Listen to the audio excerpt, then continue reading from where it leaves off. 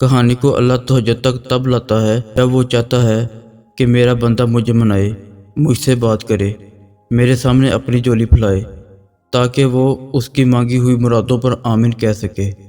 وقت اور حالات ہمیں ان رسوں پہ چلنے پر مجبور کر دیتے ہیں جن سے ہمیں تکلیف پہنچتی ہے، لیکن وہ رسے ہماری بہتری کے لیے ہوتے ہیں۔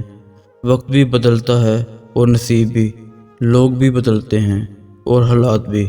جیسے اللہ آسمان پر تاریکی کے رنگ ہمیشہ نہیں رکھتا اور اس آسمان کو دن کے رنگ برنگے اجالوں سے بھر دیتا ہے، ویسے ہی وہ ہچکیوں کو مسکراہٹوں میں بدل دیتا ہے۔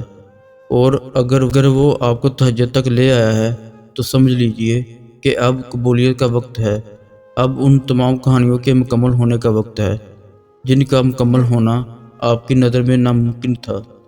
جو محبتوں کا بادشاہ ہے وہ کیسے آپ کی محبت نامکمل رہنے دے گا؟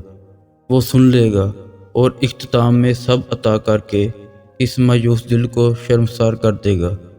تہجد کا سجدہ اپنے آپ میں ہی طاقت رکھتا ہے اور وقت تہجد مانگی جانے والی دعاؤں کی شدت کا مقابلہ کوئی بھی نہیں کر سکتا، جہاں تک کہ نصیب بھی نہیں۔ سنو، یہ مت سوچو کہ تمہاری دعائیں نہیں سنی جا رہی یا کبھی قبول نہیں ہوں گی، بلکہ جان لو تمہاری دعائیں تو عرش پر پہنچ چکی ہیں۔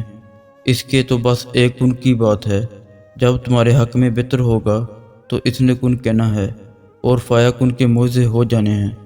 جب تمہیں کہیں سے کوئی امید نہیں رہتی تب وہ تمہیں تہجد کی لگن لگا دیتا ہے اور ایک نئی امید سے جوڑ دیتا ہے، اور پھر تم جان جاتے ہو کہ جو درد دن کے اجالوں میں نہیں سمٹ پاتا وہ رات کی تاریکیوں میں سمٹ جاتا ہے۔